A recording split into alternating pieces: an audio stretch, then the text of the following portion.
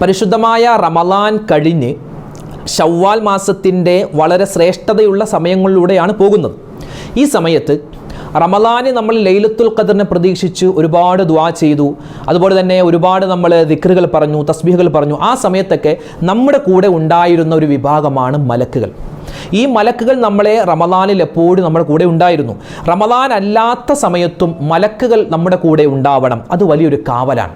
മലക്കുകൾ നമ്മുടെ കൈപിടിച്ച് മുസാഫഹ ചെയ്യാനും മലക്കുകളുടെ ദുആ കിട്ടാനും ഒന്ന് രണ്ട് കാര്യങ്ങൾ ശ്രദ്ധിക്കേണ്ടതുണ്ട്. ഇൻഷാ അല്ലാഹ് ഒരു ദുആ പറഞ്ഞു തരാം. ഈ ദുആ നമ്മൾ ഏത് പ്രശ്ന സമയത്ത്, പ്രതിസന്ധി സമയത്ത് പറഞ്ഞാലും മലക്കുകൾ ഇറക്കി അള്ളാഹു നമ്മളെ സഹായിക്കും. അതിനൊരു ചരിത്രം സാക്ഷിയാണ്. മാത്രമല്ല വിശുദ്ധമായ ഖുർആനിലെ 2 ചെറിയ ആയത്തുകൾ, ഈ ആയത്തുകൾ നമ്മൾ സ്ഥിരമാക്കി കഴിഞ്ഞാൽ മലക്കുകൾ വഴി നമുക്ക് 4 വമ്പൻ പ്രതിഫലങ്ങൾ കിട്ടും. ഏതാണ് ആ പ്രതിഫലങ്ങൾ, ഏതാണ് ആ ആയത്ത്, എങ്ങനെയാണ് ഓതേണ്ടത്, എപ്പോഴാണ് ഓതേണ്ടത്, വിശാലമായി ഇൻഷാ അല്ലാഹ് ഇന്നത്തെ ക്ലാസ്സിൽ കേൾക്കാം. മലക്കുകളുടെ സഹായം സ്ഥിരമായി നമുക്ക് കിട്ടാൻ ശ്രദ്ധിക്കേണ്ട കാര്യങ്ങൾ ആണ് ഇന്ന് നമ്മൾ പഠിക്കാൻ പോകുന്നത്. വീഡിയോ അവസാനം വരെ കാണുക, മറ്റുള്ളവർക്ക് എത്തിച്ചു കൊടുക്കുക. അള്ളാഹു നമ്മളെ അനുഗ്രഹിക്കട്ടെ. ആമീൻ. അസ്സലാമു അലൈക്കും വറഹ്മത്തുള്ളാഹി വബറകാതുഹു. ബിസ്മില്ലാ വൽഹംദുലില്ലാ വസ്സലാത്തു വസ്സലാമു അലാ റസൂലില്ലാ വഅലാ ആലിഹി വസ്വഹ്ബിഹി അജ്മഈൻ. അമ്മാ ബഅദ്. സ്നേഹ ആദരവുകൾ നിറഞ്ഞ സത്യവിശ്വാസികളെ, ഉമ്മമാരെ, ഉപ്പമാരെ, പരിശുദ്ധമായ പരിപാവനമായ റമളാൻ, ആ റമളാനിൻ്റെ അതിശ്രേഷ്ഠമായ ആ ഒരു ഈമാനികമായ ആവേശമൊക്കെ നമ്മളിൽ നിന്നും ചോർന്നു പോവാതെ ശവ്വാൽ മാസത്തിൻ്റെ 6 നോമ്പൊക്കെ പിടിക്കുന്ന ഒരു സാഹചര്യത്തിലൂടെയാണ് നമ്മൾ പല ആളുകളും പോകുന്നത്. ഭൂരിഭാഗം ആളുകളും അൽഹംദുലില്ലാ റമളാനിൻ്റെ ആ ഒരു ക്ഷീണമൊക്കെ അങ്ങോട്ട് തീർക്കാൻ വേണ്ടി കൊടൈക്കനാലിലേക്ക് ടൂർ പോയ ആളുകൾ, അതുപോലെ മൂന്നാറിലേക്ക്, തിരുവനന്തപുരത്തേക്ക്, അതുപോലെ തന്നെ കർണാടകയിലേക്ക്, അങ്ങനെ പല സ്ഥലത്തും ടൂറിന് പോയി. അതുപോലെ തന്നെ ബന്ധുമിത്രാദിക വീട്ടിൽ പോകുന്നു. അങ്ങനെ പല യാത്രകളിലൊക്കെ ആയിരിക്കും നമ്മൾ ഉണ്ടാവുക. ഈ സമയത്തെല്ലാം എനിക്ക് ആദ്യമായും അവസാനമായി എൻ്റെ നഫ്സിനോടും എന്നോടും നിങ്ങൾ ഓരോരുത്തരോടും പറയാനുള്ളത്, റമളാനിൽ നമ്മൾ നേടിയെടുത്തിട്ടുള്ള ആ ഒരു നന്മ അത് നഷ്ടപ്പെടുത്തുന്ന ഒരു പ്രവൃത്തി ഇനി നമ്മുടെ ജീവിതത്തിൽ ഉണ്ടാവാതെ സൂക്ഷിക്കണം. അങ്ങനെ ഉണ്ടായിക്കഴിഞ്ഞാൽ കഴിഞ്ഞ റമളാനിൽ നമ്മൾ ചെയ്ത കാര്യങ്ങളൊക്കെ വെറുതെ വെള്ളത്തിൽ ആണിയടിച്ചതുപോലെയായി മാറും. അപ്പോൾ അതുകൊണ്ട് ഇൻഷാ അല്ലാഹ് വളരെ ശ്രദ്ധിക്കേണ്ട ഒരു സമയങ്ങളാണ് ഞാൻ വീണ്ടും ഉണർത്തുകയാണ്. ഇപ്പോൾ നമ്മൾ റമളാൻ കഴിഞ്ഞിട്ടുള്ള ആദ്യത്തെ ഞായറാഴ്ചയാണ് നമ്മുടെ മുന്നിൽ. അപ്പോൾ ഞായറാഴ്ച അടിച്ചു പൊളിക്കാനും രസിക്കാനും ഒക്കെ നമ്മൾ തിരഞ്ഞെടുക്കുന്നൊരു സമയം കൂടിയാണ്. പക്ഷേ എത്ര നമ്മൾ സന്തോഷിക്കേണ്ടെന്ന് പറയുന്നില്ല. നമുക്ക് സന്തോഷിക്കാം, നമുക്ക് യാത്ര പോവാം, അല്ലേ, നമുക്ക് നല്ല നല്ല സ്ഥലങ്ങൾ കാണാൻ പോവാം, നല്ല ഭക്ഷണം കഴിക്കാം, അതൊക്കെ ചെയ്യാം. പക്ഷേ ആ റമളാനിൽ നമ്മൾ നേടിയെടുത്ത, റമളാനിൽ നമ്മൾ ചെയ്ത ആ ഇബാദത്തുകൾ, അതിൻ്റെ ആ ഒരു ശ്രേഷ്ഠതയും ഫളീലത്തും പ്രതിഫലവും നഷ്ടപ്പെടുത്തുന്ന രൂപത്തിലേക്കുള്ള പ്രവർത്തനങ്ങൾ ഇനി നമ്മുടെ ജീവിതത്തിൽ ഉണ്ടാവാൻ പാടില്ല. ആ കാര്യം പ്രത്യേകം എന്നോടും നിങ്ങളോടും പറയട്ടെ, ശ്രദ്ധിക്കേണ്ടതാണ്. പിന്നെ നല്ല ചൂടുള്ള കാലാവസ്ഥയാണ്. കേരളത്തെ സംബന്ധിച്ചിടത്തോളം 40 ഡിഗ്രിയൊക്കെ ചൂട് വരുന്ന ഒരു സമയമാണ്. അപ്പോൾ വളരെയധികം ശ്രദ്ധയോട് വേണം നമ്മുടെ മക്കളെ നമ്മൾ പുറത്തേക്ക് വിടാൻ. എൻ്റെ ശബ്ദം കേൾക്കുന്ന മക്കളുണ്ടെങ്കിൽ അവരോട് പറയട്ടെ, വളരെയധികം ശ്രദ്ധിക്കേണ്ടതുണ്ട്. നല്ല ചൂട് കാലാവസ്ഥയാണ്. അപ്പോൾ ഏത് ചൂട് കാലാവസ്ഥയാണെങ്കിലും തണുപ്പ് കാലാവസ്ഥയാണെങ്കിലും അള്ളാഹുവിൻ്റെ പരീക്ഷണങ്ങൾ എപ്പോൾ വന്നാലും അതിനൊക്കെ തടയാൻ നമ്മൾ ശ്രദ്ധിക്കേണ്ട ചില കാര്യങ്ങളുണ്ട്. അതിൽപ്പെട്ട ഒന്നാണ് മലക്കുകളുടെ സപ്പോർട്ട് നമുക്കുണ്ടാവുക. മലക്കുകളുടെ സപ്പോർട്ട് ഉണ്ടായാൽ ഇൻഷാ അല്ലാഹ് ഏത് പ്രതിസന്ധിയിലും നമുക്ക് ഒരു പിടിവള്ളിയാണ്. നമ്മൾ ലൈലത്തുൽ ഖദറിനെ പ്രതീക്ഷിച്ചു, അല്ലേ? ലൈലത്തുൽ ഖദ്രി ഖൈറും മിൻ അൽഫി ശഹർ, 1000 മാസത്തേക്കാൾ ശ്രേഷ്ഠതയുള്ള ലൈലത്തുൽ ഖദർ. തനസ്സലുൽ മലായിക്കത്തു എന്നാണ്, മലക്കുകൾ വരുമെന്നാണ്. കോടാനുകോടി മലക്കുകൾ ഭൂമിലോകത്തേക്ക് ഇറങ്ങി വന്ന് മനുഷ്യനോടൊപ്പം നമ്മുടെ കൂടെ കൂടിയ ആളുകളാണ് മലക്കുകൾ. നമ്മുടെ കൂടെ, നമ്മുടെ അടുത്തിരുന്നു. നമ്മൾ ദുആ ചെയ്തപ്പോൾ പടച്ചോനെ, ഇതേ ഇയാൾ ദുആ രക്കുന്നുണ്ട്, നീ ഇയാളുടെ ദുആ സ്വീകരിക്കണേ എന്ന് നമുക്ക് വേണ്ടി സപ്പോർട്ട് ചെയ്ത ആളുകളാണ് മലക്കുകൾ. എൻ്റെ പൊന്നുസ്താദെ, റമളാനിലൊക്കെ ഞങ്ങൾ ഒരുപാട് ദിക്റ് പറഞ്ഞു, ഒരുപാട് ദുആ ചെയ്തു, ഒരു ഗുണം ഉണ്ടായിട്ടില്ലെന്ന് ഞങ്ങൾക്ക് തോന്നുന്നത്. എൻ്റെ പ്രയാസങ്ങൾ മാറാൻ ഞാൻ ദുആ ചെയ്തു, ഇപ്പോഴും പ്രയാസം അങ്ങനെയൊക്കെ തന്നെയുണ്ട്. രോഗം മാറാൻ ദുആ ചെയ്തു, ദിക്റ് പറഞ്ഞു, പക്ഷേ രോഗമൊന്നും മാറിയിട്ടില്ല. എന്താണ് ഉസ്താദെ, എന്താ പറയുക, ദുആക്ക് ഉത്തരവൊന്നും കിട്ടുന്നില്ലല്ലോ എന്ന് ചിലപ്പോൾ ചില ആളുകൾ ചിന്തിക്കുന്നുണ്ടാവാം, പറയുന്നുണ്ടാവാം. അവരോട് പറയട്ടെ, നമ്മുടെ ചാനലിൽ തന്നെ അൽഹംദുലില്ലാ ഒരുപാട് മുഅ്മിനീങ്ങൾ ദുആയിലും ദിക്റിലൊക്കെ കൂടിയിട്ടുണ്ട്. ഞാൻ പറയട്ടെ, വീണ്ടും ആവർത്തിച്ച് പറയുകയാണ്, നമ്മൾ ഫർളായ കാര്യങ്ങൾ ഉപേക്ഷിച്ചിട്ട് സുന്നത്തായ ഈ കാര്യങ്ങളുടെ പുറകെ പോയിട്ട് കാര്യമില്ല. ആദ്യം ചെയ്യേണ്ടത് ഫർളായ നിസ്കാരം, ഫർളായ നോമ്പ്, ഇതൊക്കെ ഉപേക്ഷിച്ചിട്ട് നമ്മൾ കുറേ ദിക്റ് ചൊല്ലിയത് കൊണ്ട് പ്രത്യേകിച്ച് ഗുണമൊന്നും കിട്ടാൻ പോകുന്നില്ല. ആദ്യം നമ്മൾ ഫർളായ കാര്യങ്ങൾ ചെയ്യുക. നിർബന്ധമായ നിസ്കാരം, നമ്മുടെ നോമ്പ്, അതൊക്കെ ക്ലിയർ ആക്കിയിട്ട് നമ്മൾ അതിൻ്റെ കൂടെ ഈ ദിക്റും സ്വലാത്തും തസ്ബീഹും അതുപോലെ തന്നെ ദുആയൊക്കെ ചെയ്താൽ നമുക്കെന്താണ് ഒരുപാട് ശ്രേഷ്ഠത കിട്ടും. അപ്പോൾ ദുആ സ്വീകരിക്കുന്നില്ല എന്ന് നമുക്ക് ആർക്കെങ്കിലും ഒരു പരാതി ഉണ്ടെങ്കിൽ നമ്മുടെ ഫർളായ ഇബാദത്തിൽ എന്തോ ഒരു കുറവ് സംഭവിച്ചിട്ടുണ്ട് എന്ന് മനസ്സിലാക്കിയാൽ മതി. അപ്പോൾ ഇൻഷാ അല്ലാഹ് ഫർളായ കാര്യങ്ങൾ, ഇപ്പോൾ നമ്മൾ ടൂർ പോകുന്നു, അവിടെ പോകുന്നു, ഇവിടെ പോകുന്നു, നമ്മൾ റമളാനിൽ നിസ്കാരങ്ങൾ ക്ലിയറാക്കിയവരാണ്, പ്രത്യേകിച്ച് ഫർള് നിസ്കാരങ്ങൾ ജമാഅത്തോടുകൂടി നിസ്കരിച്ചവരാണ്. അപ്പോൾ ജമാഅത്തോടുകൂടി നിസ്കരിക്കാനുള്ള സാഹചര്യം ഉണ്ടായിട്ടില്ല എങ്കിൽ പോലും നിസ്കാരം ഖളാ ആക്കുന്ന ആ ഒരു പരിപാടിയിലേക്ക് ഇനിയുള്ള മാസങ്ങൾ നമ്മൾ പോകാൻ പാടില്ല. പോയാൽ റമളാനിൽ ചെയ്തതൊക്കെ വെറുതെയായി പോകും. അപ്പോൾ ഇതൊക്കെ ഞാൻ സ്നേഹത്തോടെ എൻ്റെ മുഅ്മിനീങ്ങളോട് പറയുകയാണ്. ഇനി നമ്മൾ ശ്രദ്ധിക്കേണ്ടത്, നമുക്കിനിയുള്ള സമയങ്ങളിൽ മലക്കുകളുടെ കാവൽ, മലക്കുകളുടെ ഒരു സപ്പോർട്ട്, മലക്കുകൾ നമ്മുടെ കൈപിടിച്ച് മുസാഫഹ ചെയ്യണം, മലക്കുകളുടെ ദുആ നമുക്ക് കിട്ടണം. അതിന് പറ്റിയ ചില കാര്യങ്ങളാണ് ഇൻഷാ അല്ലാഹ് പറയാൻ പോകുന്നത്. മലക്കുകളെ മാറ്റി നിർത്തിയിട്ട് മനുഷ്യന് ഒന്നും ചെയ്യാൻ പറ്റില്ല. കാരണം നമ്മുടെ ഉമ്മയുടെ ഗർഭപാത്രത്തിൽ നമ്മളൊക്കെ കുഞ്ഞായിരിക്കുന്ന സമയത്ത് നമുക്ക് റൂഹിനെ ഊതും, ആത്മാവിനെ ഊതും. ആ ആത്മാവിനെ ഊതുന്നതാരാ? അതൊരു മലക്കാണ്. മലക്കുമായിട്ട് മനുഷ്യന് നല്ല അഭേദ്യമായ ബന്ധമുണ്ട്. നമുക്കെതിരെ സാക്ഷി നിൽക്കുന്ന ആളുകളാണ് മലക്കുകൾ, അത് വേറെ വിഷയം. കാരണം അല്ലാഹു തആല മലക്കുകളോട് പറഞ്ഞു, മലക്കുകളെ ഇന്നി ജാഇലുൻ ഫിൽ അർളി ഖലീഫ, ഞാൻ ഭൂമിയിൽ എൻ്റെ ഒരു പ്രതിനിധിയെ സൃഷ്ടിക്കാൻ പോകുന്നു, മനുഷ്യർ എന്ന ഒരു വിഭാഗത്തെ ഭൂമിയിൽ സൃഷ്ടിക്കാൻ പോവുകയാണ്. എന്താ നിങ്ങളുടെ അഭിപ്രായം, ഒപ്പീനിയൻ എന്താ? ആ സമയത്ത് മലക്കുകൾ പറഞ്ഞു, എന്തിനാ പടച്ചോനെ, ഈ ഭൂമിയിൽ പ്രശ്നങ്ങൾ ഉണ്ടാക്കുന്ന, പാപങ്ങൾ ചെയ്യുന്ന, തെറ്റുകൾ ചെയ്യുന്ന ഈ മനുഷ്യർ നീ എന്തിനാ സൃഷ്ടിക്കുന്നത്? ഞങ്ങളുണ്ടല്ലോ, നിനക്ക് തസ്ബീഹും തക്ബീറും തഹ്ലീലൊക്കെ ചെല്ലാൻ ഞങ്ങളുണ്ടല്ലോ, നിനക്കെന്തിനാണ് മനുഷ്യരെന്ന് പറയുന്ന ഒരു സൃഷ്ടി? ആ സമയത്ത് അല്ലാഹു പറഞ്ഞൊരു വാക്കുണ്ട്, നിങ്ങൾ അറിയാത്ത പലതും ഞാൻ അറിയുന്നവനാണ്. അതായത് മനുഷ്യൻ ഉയർന്നാൽ അവൻ മലക്കുകളേക്കാൾ ഉയരും, അവൻ താഴ്ന്നാലോ അവൻ മൃഗത്തേക്കാൾ അധപ്പതിക്കും. അപ്പോൾ മനുഷ്യൻ ഉയർന്നാൽ അതാണ് മനുഷ്യൻ്റെ ക്വാളിറ്റി എന്ന് പറഞ്ഞാൽ. നമ്മുടെ ക്വാളിറ്റി എന്ന് പറഞ്ഞാൽ സദാസമയം അള്ളാഹുവിന് ദിക്റ് ചൊല്ലുന്ന, തസ്ബീഹ് പറയുന്ന, തക്ബീർ പറയുന്ന, സുജൂദ് ചെയ്യുന്ന.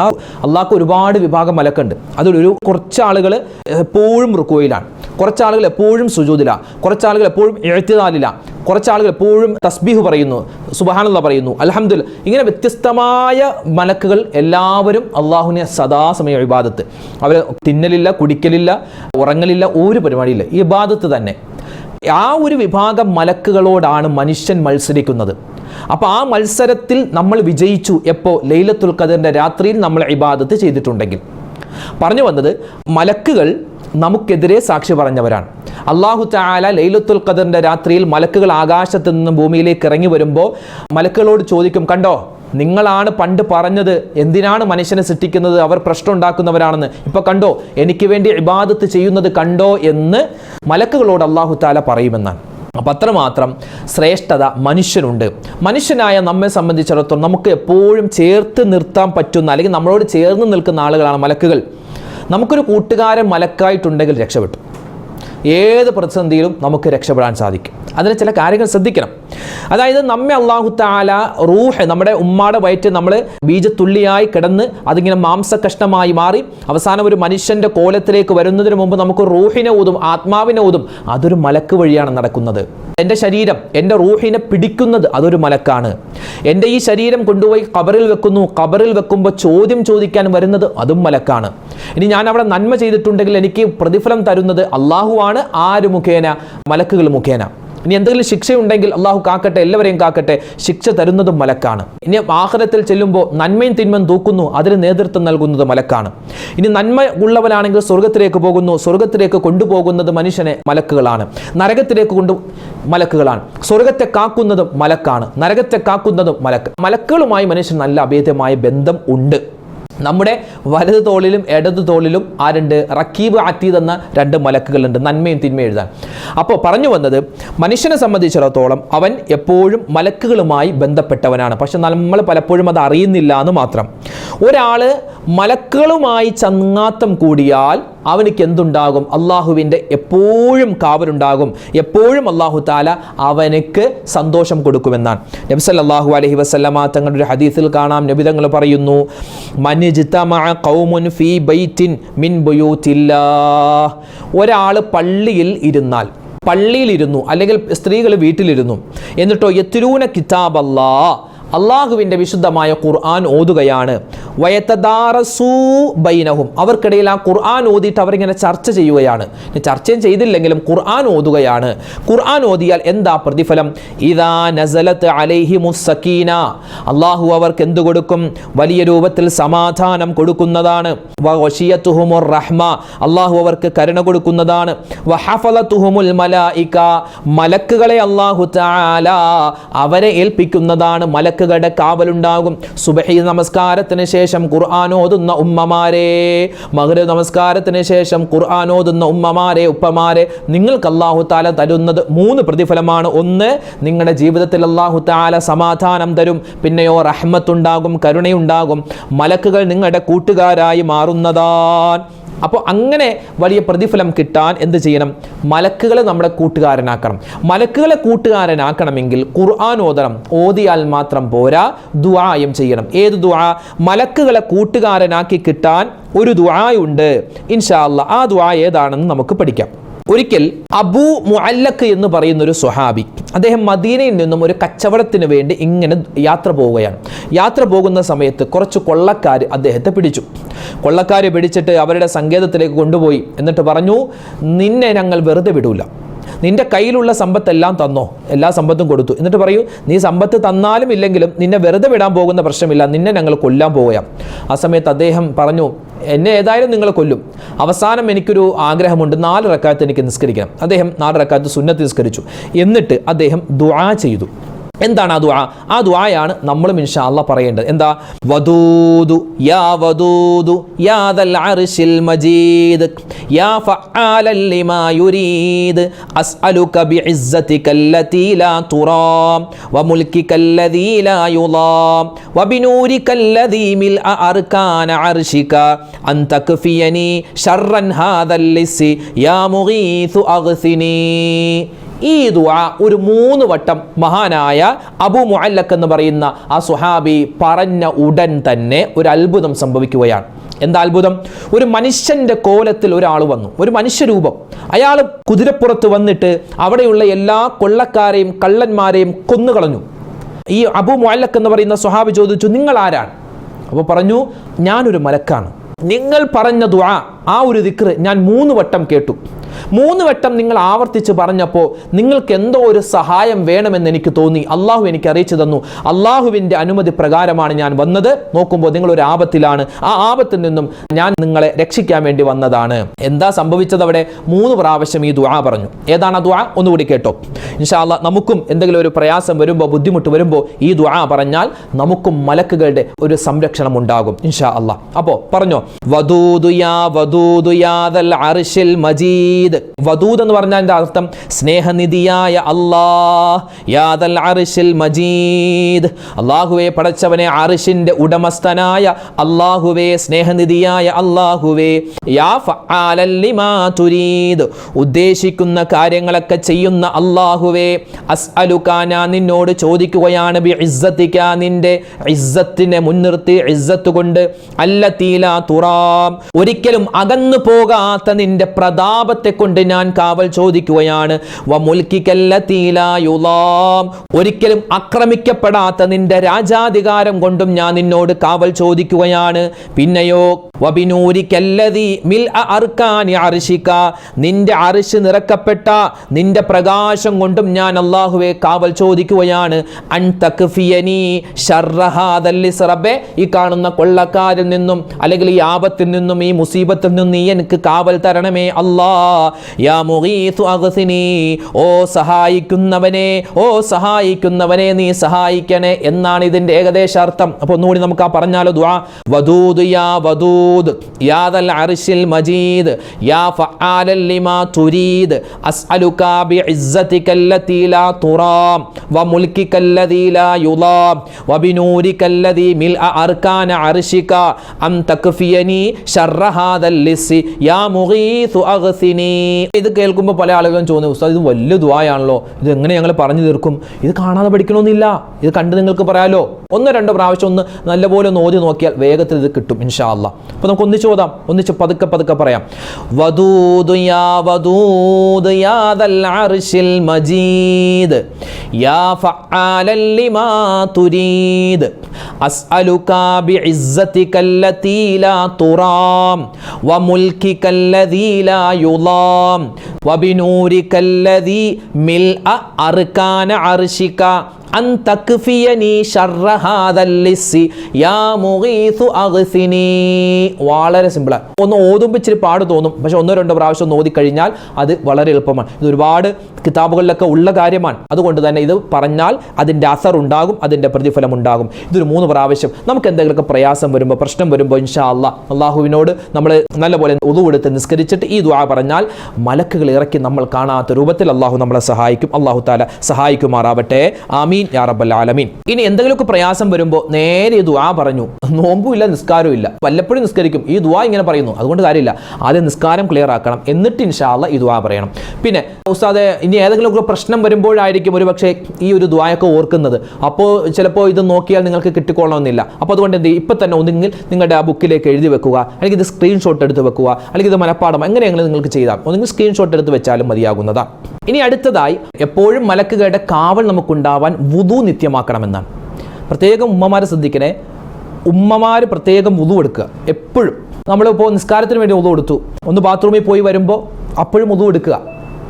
അത് വുദു നിത്യമാക്കുക എന്ന് പറഞ്ഞാൽ അത് ആണുങ്ങളും പെണ്ണുങ്ങളും, പ്രത്യേകിച്ച് പെണ്ണുങ്ങളൊക്കെ പ്രത്യേകം ശ്രദ്ധിക്കേണ്ട. കാരണം നമ്മളൊക്കെ വീടുമായി ബന്ധപ്പെട്ടപ്പോഴും ജോലി ചെയ്യുന്നവരാണ്, അടുക്കളയിൽ കഴിയുന്നവരാണ്, പലപ്പോഴും വീട്ടിൽ ഒറ്റക്കാകുന്നവരാണ്. ഭർത്താവ് ജോലിക്ക് പോകും, മക്കൾ പഠിക്കാൻ പോകും, ഒറ്റക്കുള്ളവരാണ്. അപ്പോൾ ആ സമയത്ത് അള്ളാഹുവിൻ്റെ കാവലുണ്ടാവണം, മലക്കുകളുടെ സഹായം ഉണ്ടാവണം. അതിനെന്താ വേണ്ടത്? വുദു നമ്മൾ നിത്യമാക്കണം. അപ്പോൾ ആ കാര്യം പ്രത്യേകം ശ്രദ്ധിക്കണം. ദായിമുൽ വുദു, നിത്യമായി വുദു ഉണ്ടായിരിക്കുക എന്ന് പറഞ്ഞാൽ അത് മലക്കുകളുടെ കാവൽ ഉണ്ടാവാൻ കാരണമാണ്. ഒരിക്കലും തട്ടപ്പെടാത്ത ദുആയാണ് മലക്കുകളുടെ ദുആ. ഒരു സഹോദരനു വേണ്ടിയോ സഹോദരിക്ക് വേണ്ടിയോ അയാളില്ലാത്ത സമയത്ത് നമ്മൾ ദുആ ചെയ്താൽ ആ ദുആ അള്ളാഹു വേഗത്തിൽ സ്വീകരിക്കും.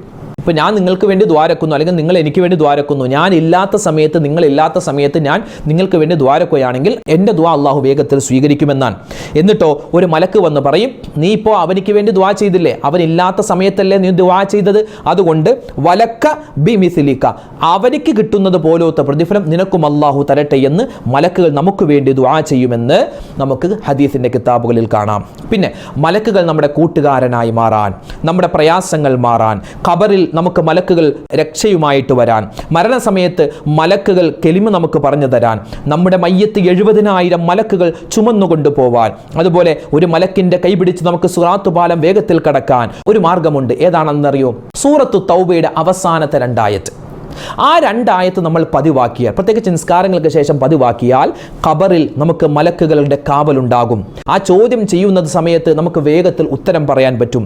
മരണസമയത്ത് മലക്കുകൾ തന്നെ നമുക്ക് കെലിമ പറഞ്ഞു തരും. 70,000 മലക്കുകൾ നമ്മുടെ റൂഹിനെ കൊണ്ടുപോകാനും നമ്മുടെ മരണക്രിയകൾക്ക് പങ്കെടുക്കാൻ അത് കാരണമാണ്. ഒരു മലക്കിന്റെ കൈപിടിച്ച് സിറാത്ത് പാലം വേഗത്തിൽ കടക്കാൻ പറ്റും. അപ്പോൾ മലക്കുകളുടെ സഹായം കിട്ടാൻ സൂറത്തു തൗബയുടെ അവസാനത്തെ 2 ആയത്ത് നമുക്കറിയാമല്ലോ. ലഖദ് ജാഅകും റസൂലും മിൻ അൻഫുസികും അസീസുൻ അലൈഹി മാ അനിത്തും ഹരീസുൻ അലൈക്കും ബിൽ മുഅ്മിനീന റഊഫുർ റഹീം ഫഇൻ തവല്ലൗ ഫഖുൽ ഹസ്ബിയല്ലാഹു ലാ ഇലാഹ ഇല്ലാ ഹു അലൈഹി തവക്കൽതു വഹുവ റബ്ബുൽ അർശിൽ അദീം. ഈ ഒരു ആയത്ത് മറന്നു പോവരുത്. ഇൻഷാ അല്ലാഹ് ഇനി മുതലുള്ള ദിവസം ഇതൊക്കെ പതിവാക്കിയാൽ പൈശാചികമായ ഉപദ്രവങ്ങൾ മാറും, മലക്കുകളുടെ സഹായമുണ്ടാകും. അല്ലാഹു തആല നമ്മളെ എല്ലാവരെയും ഖൈറിന്റെ സലാമത്തിന്റെ അഹ്ലുകാരിൽ ഉൾപ്പെടുത്തി അനുഗ്രഹിക്കുമാറാവട്ടെ.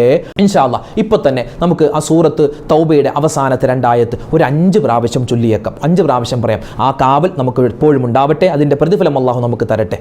ഈ ആയത്ത് ഓതുമ്പോൾ ബിസ്മി ഓതേണ്ട കാര്യം, കാരണം ബിസ്മി ഇല്ലാത്ത സൂറത്താണ് സൂറത്ത് തൗബ, അതുകൊണ്ട് ബിസ്മി ഓതേണ്ട കാര്യമില്ല. അഊദു ബില്ലാഹി മിനശ് ശൈത്വാനിർ റജീം. لقد جاءكم رسول من أنفسكم عزيز عليه ما عنتم حريص عليكم بالمؤمنين رؤوف رحيم فإن تولوا فقل حسبي الله لا إله إلا هو عليه توكلت وهو رب العرش العظيم. أعوذ بالله من الشيطان الرجيم. لقد جاءكم رسول من أنفسكم عزيز عليه ما عنتم حريص عليكم بالمؤمنين رؤوف رحيم فإن تولوا فقل حسبي الله لا إله إلا هو عليه توكلت وهو رب العرش العظيم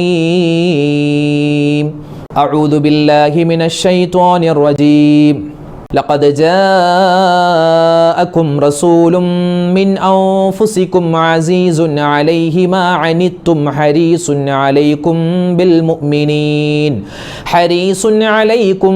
بالمؤمنين رؤوف رحيم فإن تولوا فقل حسبي الله لا إله إلا هو عليه توكلت وهو رب العرش العظيم